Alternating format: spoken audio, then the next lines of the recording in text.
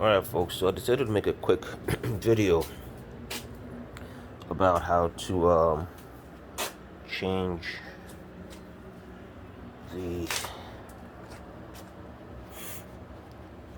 this shaft boot here on the Mercedes SL.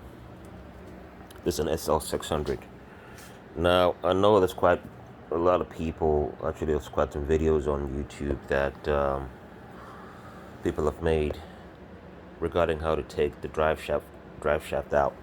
But they're great videos, but one thing I noticed was that I think most cars that I noticed were V8s and I think V6, but mine is a V12.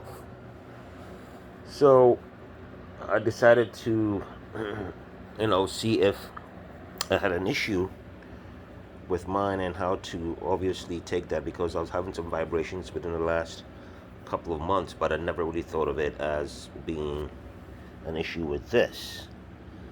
But I was able to take the half shaft out with mine. The reason why I took the half shaft out was that mine is a little bit complicated underneath the vehicle, because being a V12, the exhaust system is quite different compared to the V8 and the V6. So I just wanted to make a quick video on how I took the half shaft out. It comes out pretty easy because it's split in two. As you can see, this is the part, the second half of it, which has the notches towards the rear of the car. And I'm going to show you how I took mine out rather than take out the whole exhaust. So let's get under the car. Now obviously you want to make sure that the car's very safe, and you have all your jack stands and such. But what I did was, I have a custom exhaust too, so I had to obviously lower the exhaust. But the problem started when I noticed that I thought by taking off the brackets, one in the rear, there's another bracket over here. I don't know if you can see it, but there's a bracket there. Bolted it, and I took off the O2 sensors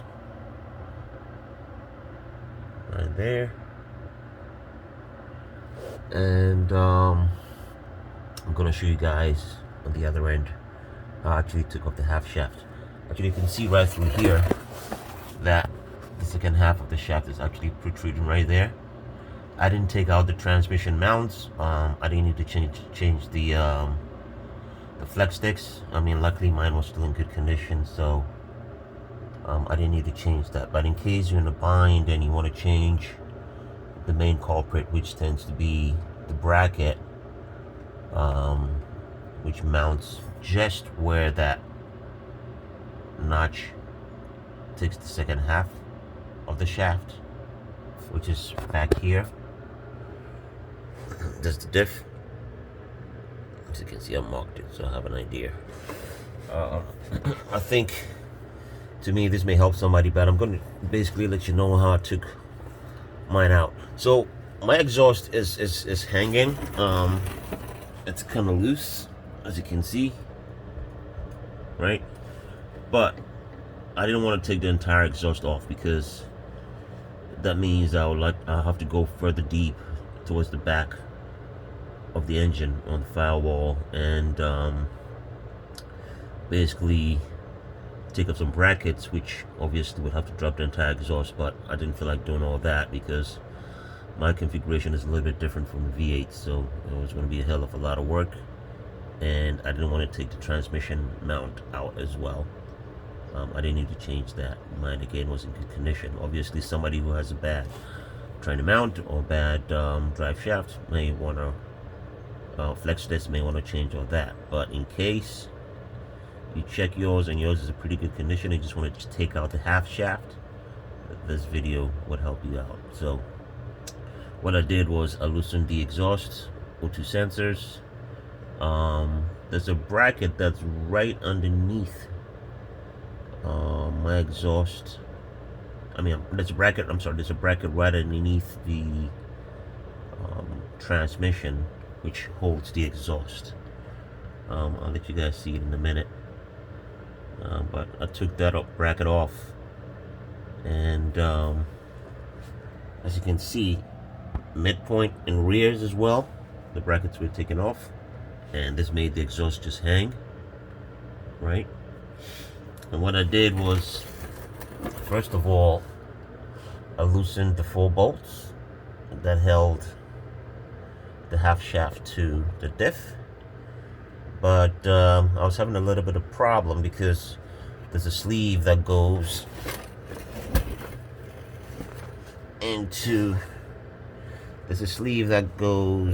not really goes, slides into that half, slides into the the propeller, the diff arms, and that part of it was kind of binding, was stuck. So I'd use my pry bar to pry it easy, and it finally popped out. Okay, but I took both ends out, not just the part, the diff, but also the other end that goes to the other end on the flex disc as well. As you can see, there's 4 bolts on one side of the flex and 4 bolts on the other side of the flex. So once I did that, I loosened the plate. There's a plate right there. As you can see, there's a plate there. The plate goes above the exhaust where the half shaft meets the bracket, which went bad. I took that plate off, and I was able to get access to the half shaft. Okay, so once I did that, I was able to just move the half shaft down and pull it out. So it's just a quick video in case somebody wants to do that to the V12 SL600 minus a 96. This might help someone.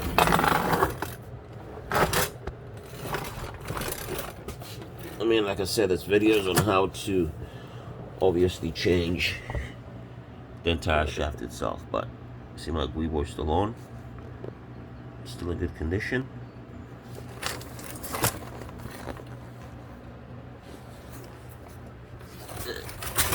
Oops, and look at mine. This is totally torn, and that was what was causing my vibration. So I'm gonna pull this up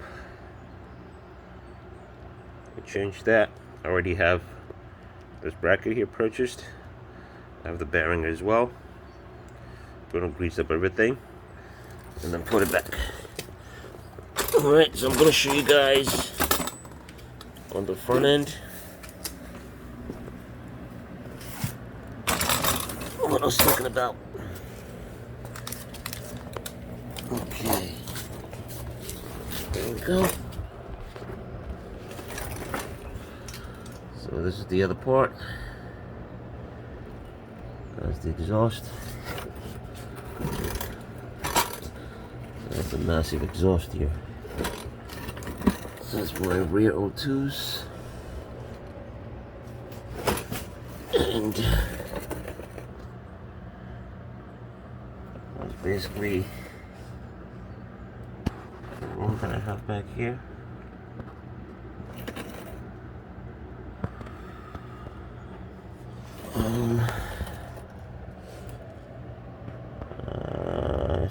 As you can see, I marked the other half of the shaft. I can line it up,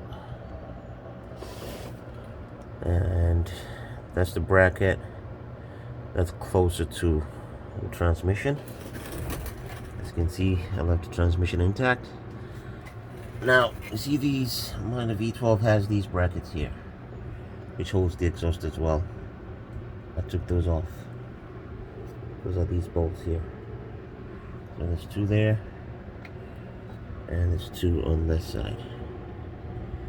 But I left everything else intact. I didn't take my bracket, my lower transmission brackets out. I left them intact. So, so is the guibo, or what do they call it? Guibo is actually the flex disc as well. There's another name for it. So I left mine intact. Okay. So this is just a quick video on how I took mine out without taking the front part out. Okay, so probably been at this since 11 o'clock and it's about 4 o'clock in the morning, so I'm beat. I might just have to get some rest and finish up. So that's it. There you go, folks.